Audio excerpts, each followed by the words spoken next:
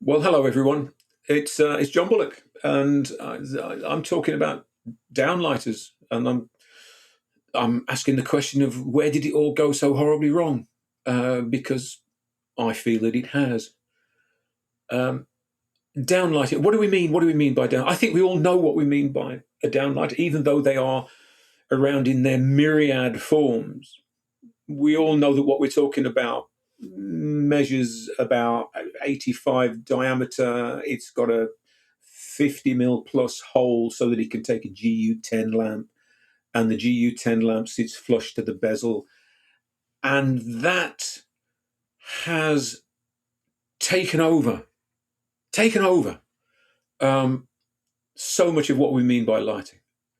So I get asked by clients, um, what are we going to do with the downlights?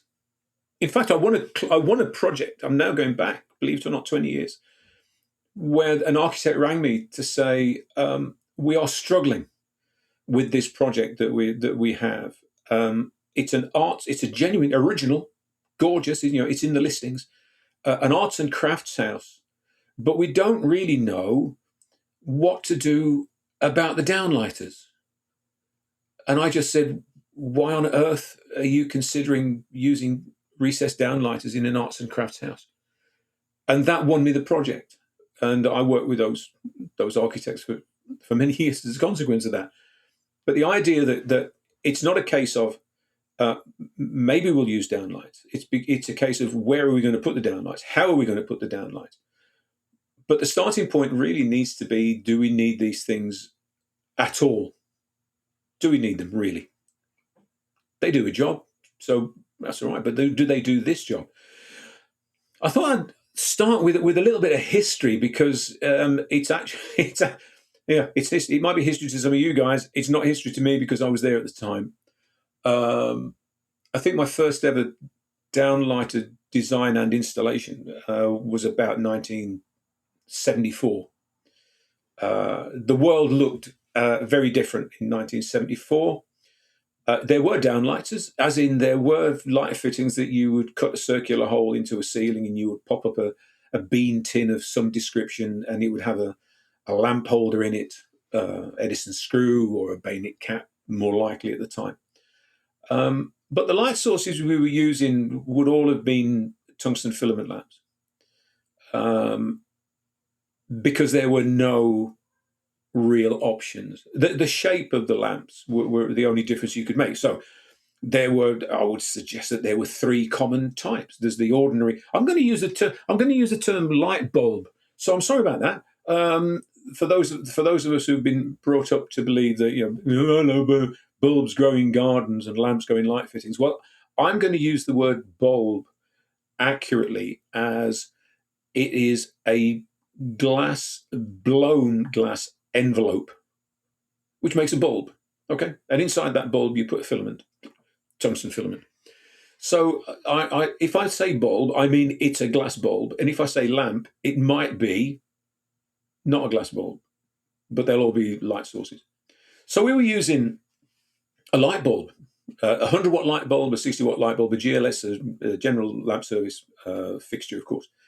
They didn't work particularly well in downlights because well, you needed a decent reflector system, and usually the reflector system was inside the lamp or the bulb. So the next one, and the single most common downlighter that was available in the late 70s, early 80s, was a 100-watt blown silvered lamp, known commonly as an RO80, because of the diameter of the lamp. And it just went inside a bezel, and that's all it was. Um, and they were known mainly because the lamps never worked long enough. So off the time you'd expect a number of them to be out. They were that effective, but everybody used them, and I used them in the first time I designed my own kitchen, my own bathroom lighting. The other one that went along with that, which was a bit more powerful and a bit even bigger, of course, was the PAR 38 lamp. And PAR 38, for those of us who don't remember this, PAR, so pressed a luminized reflector, not a parabolic. Parabolic is a thing in itself, but this was a pressed um, lamp, so it wasn't blown. It wasn't a blowing process. And these things were 100 watt each, 150 watt each. I mean, we were putting electric heaters in ceilings at this time. And so the Par 38 downlighter was used as a highlighting fixture.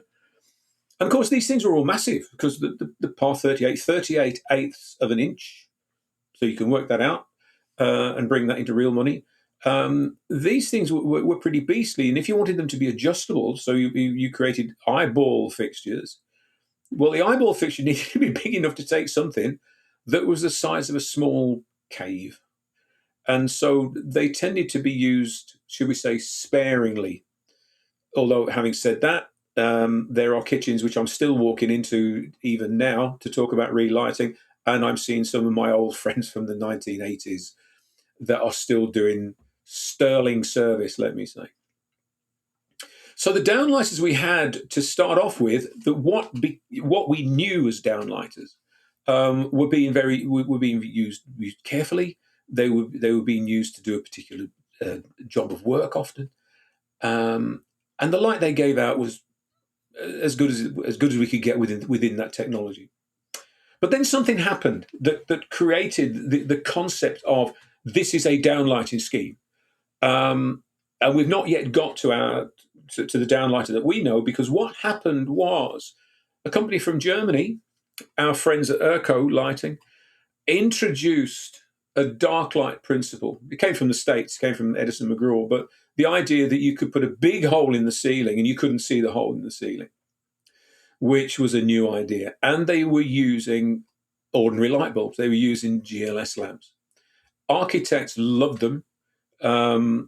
We once made the trek up to Norwich to go and see the Sainsbury wing at the University of East Anglia, because Norman Foster had used a downlighter installation, the like of which no one had really seen before, and it's still there in its many iterations later. But at the time, absolutely wonderful, absolutely gorgeous, but big. I mean, again, big because of the size of the sources. It has to be said that every light fitting that you've ever seen, ever handled, is what it is because of the light source that goes inside it. So something needed to change, something needed to happen for us to get to the place that we are today. And that disruptive thing was a small little beastie that came out from General Electric, and it was the dichroic low voltage reflector lamp, MR60, if you like, multifaceted reflector, if you like, dichroic, so that the infrared heat went out the back, gave you a better chance of setting fire to the house if you weren't controlling that properly. But of course, it was only 50 mil across. So we had never seen anything like this before. Literally, we had never seen anything like this before, and it caused ructions around the place. Where did they come from? Where did they come from? This is an interesting one. In the UK, no one was making low voltage downlights to begin with. I would say that an American company by the name of Mole Richardson, who are famous for their performance lighting, stage lighting, film lighting, they had an association, and I'm not quite sure what that association was, but with a French company. So Mole Richardson in France created an architectural range using this wonderful new MR16 12-volt, 50-watt lamp from General Electric. And they put it into spotlights. And they were the design was weird, and it was very, very clunky and almost Meccano-like. So not exactly the most attractive, except it was a fraction of the size of anything else you could use. Amazing. And then at the same time as that, up in North London, up in Edgware, a couple of guys I knew who ran an electrical wholesale company called Discount Cable became the agents for Reggiani. And that changed everything. Because now we had downlighters and we had spotlights, and everything was tiny and small. So all the interior designers who were excited by the idea of downlighters and excited by the idea of what Norman Foster had been doing, realised that they could now start looking at putting very interesting lighting into the small commercial domestic setting, where it hadn't been practical before. And that's what started. And we're now in the early 80s. And of course, the one person who we really cannot ignore in all of this, because John Cullen did more than anyone else to promote the culture of the downlight. But hey, he did it at a time when he knew what downlighting was for, and he knew that it was all about highlighting. He was never in that place where you go, oh, you just pepper your ceiling with these things and it'll be fantastic. No. You look at the stuff that John was doing at the time, and the work that Sally Story has carried on from that, and you can see the quality of the illumination that these things could bring. Now, what did they bring with them? It was a low voltage lamp, which meant it needed a transformer. Well, we'd never done that before. That's crazy. You mean we've now got to go out and we've got to buy electrical stuff to go with lights? And those first years where we were putting, believe it or not, 300-watt transformers under the floorboards of houses that really didn't deserve them, and we were sort of spidering out from there to possibly light half a dozen fixtures. That was very much at a time when we were doing what we could, and we couldn't see any other way of doing it. And of course, we then went to the toroidal transformer. It's still sort of basically wire wound, but until we got electronic transformers, and the pitch that we went with one transformer for every fitting. Where's the problem in that? I mean, after all, the light quality was excellent. The light quality was absolutely beautiful. But let's not forget that at the time, and probably still now, most electricians will charge by the point that they're wiring. So if they're charging, I don't know, today, £60 a point, every time you make a connection, that's 60 quid in the bank. You put in a transformer, and instead of having 240 volts going into the back of a light fitting, you had 240 volts going into the one end of a transformer. You had 12 volts coming out the other end of the transformer. And you had 12 volts going into the fitting. You had 3 connections, 3 points. And yes, I've sat in those meetings where contractors look at you and smile, and they just say, it's what the client signed up for. And you go, this is ridiculous. And it was ridiculous. But there we were. We had something that everybody started to realise was the most attractive thing. Magazines were featuring it at the weekends. John Cullen down in Chelsea had the best lighting demonstration showroom around. And it was inevitable that end of the marketplace was going to drive the lighting image for the next however many years. But there was something else that happening in parallel with that, which was really looking at the technical side of things. Did we really need to have a transformer? Well, if you had a 12-volt lamp, of course you needed a transformer. That's ridiculous. But what happens if it wasn't a 12-volt lamp? What happens if we could get the same light in the same lamp, but at 240 volts? And you go, okay, I can see the benefit of that, but something's got to give. Something has to give in all of that. So what would give? This is what gave. The quality of the light gave.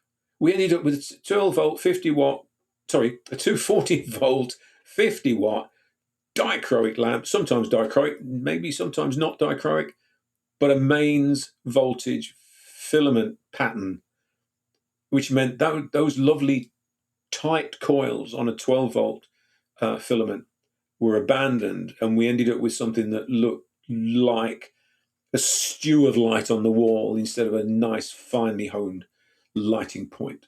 So we lost the quality of light. We lost the quality of the light beam.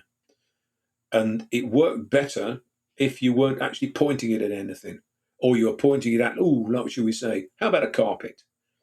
Because suddenly we have a situation where cheap as chips, all you need is a bezel that's pressed out of steel, a little stirrup onto which you can then put a GU10 lamp holder, and you pop in your lamp, and there you go, bang. That is your light source. That becomes the ubiquitous light source for residential properties, for small commercial, for hotels, or whatever it is. That became the go-to, mainly because it was the easiest thing and cheapest thing that the electricians could buy. So we've been driven by electricians. And once you get driven by electricians, there comes a tipping point where, like my clients, they will say, where are we going to put the downlights? How are we going to use the downlights? And you go, well, why would I want to use downlights? Well, because everybody does use downlights. But they only use, get this one right, they only ever use downlights because they've only ever used downlights. We are a generation on. We're a generation on from that question that when I was asked, where would I put downlighters in an arts and crafts house? Here we are. So far down the line from that, 20 years further down the line, and now we've got a situation where else would you go? And of course, we have one more development, and it's the first time I've actually used this little collection of letters in this chat. And of course, the LED gave us an opportunity to do something different. But what happened? Well, one of the things that happened, I get invited to talk to a conference of LED manufacturers. None of them are lighting people. They're all electronics people. And what do they want to know? They want to know what an LED light fitting looks like. Because what they wanted to do was just to pick up and run with the market as they saw it. They had very little interest in trying to create a new light form. So we ended up with what we've got. I live in a house that's 20 years old. I think I counted up, what was it, 17 downlights in here. They would originally have been 12 volt or 20, no, say it again. They would have started out as being GU10, 240 volt, 50 watt halogen lamps. They are now 240 volt, 6 watt, probably, because I haven't taken one out of the ceiling because I can't raise the energy to actually get up and actually have a look at them, because they are. I don't live here. I don't own this place. You know, it's a rental property, and therefore I've only got so much responsibility that I'm prepared to sort of challenge. But 17 downlights in a place which doesn't deserve any at all, and they just do what they do. So they've been retrofitted, and there we are. So the nice thing about being able to just shift from a halogen to an LED is you can just retrofit. So where did downlighting go wrong? Well, Douglas Adams has it that it all went wrong when we came down out of the trees in the first place.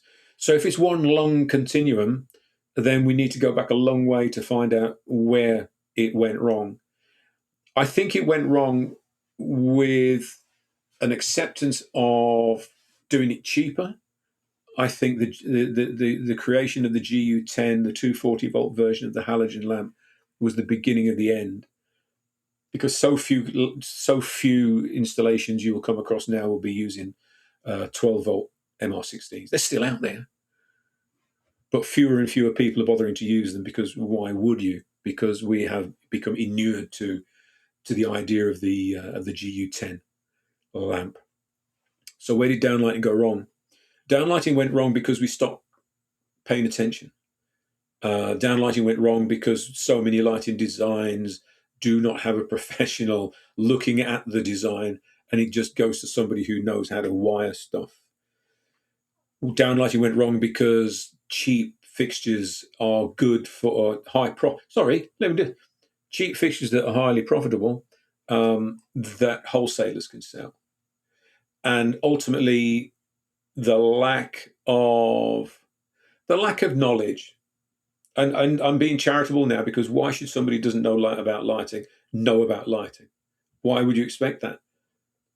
It's just the problem that no one knows who to ask. Nobody knows where to ask. And so we end up with the lowest common denominator. which is now 85mm diameter bezel with a 50 odd mil hole in the middle with a flat-faced LED GU10 to 240 volt. Who knows what it does? Who knows how much it costs? There we are. It's a sad story, and at the moment, all I can offer is that people who are talking to me, which means that they're already acknowledging that they do have skin in this game. They do, the outcome will affect them. That they will say, do we have to use downlights? Which is the question I want asked every time. Do we have to use downlights? And then I want everybody to say, I don't see why. I'm sure we can find another way of doing it. So there we are.